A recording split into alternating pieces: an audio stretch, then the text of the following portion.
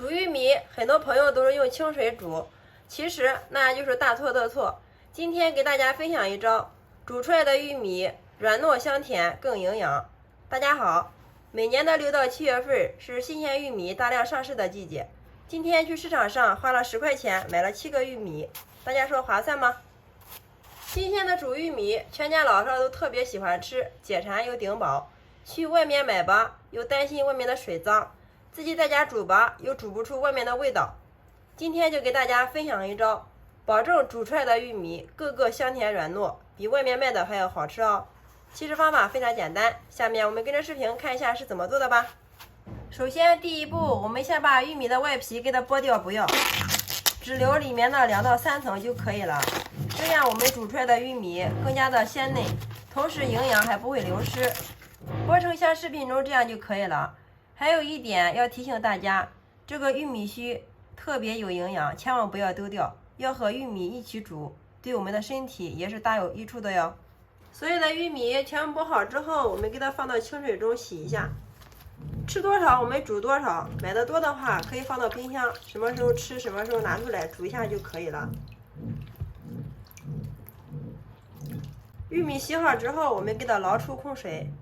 接下来准备一口锅，加入适量的清水，然后把需要煮的玉米给它放进来。煮玉米的时候，我们一定要凉水放入玉米，这样可以随着水温的升高，玉米的香味会慢慢的散发出来。如果开水放入玉米的话，玉米内的淀粉遇热会瞬间凝固，这样煮出来的玉米又幼又老，而且还不好吃。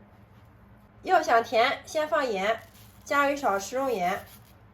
再加入1把老冰糖，加入冰糖有去火的作用，夏季汤水里面放一些对身体有益。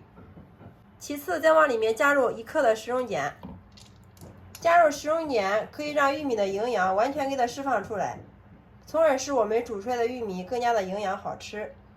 盖上锅盖，大火烧开，水开之后再煮10分钟，我们的玉米就煮熟了。时间到了之后，我们又焖了5分钟，然后打开看一下，哇，太香了！一股浓浓的玉米的清香味扑鼻而来呀！看一下，非常的漂亮，金黄诱人。好了，像这样就可以了。然后我们给它盛出晾凉。玉米盛出来之后，装在一个黑色的盘子中，稍微冷下之后，端上桌就可以给家人美味的享用了。哇，真的是满屋飘香啊！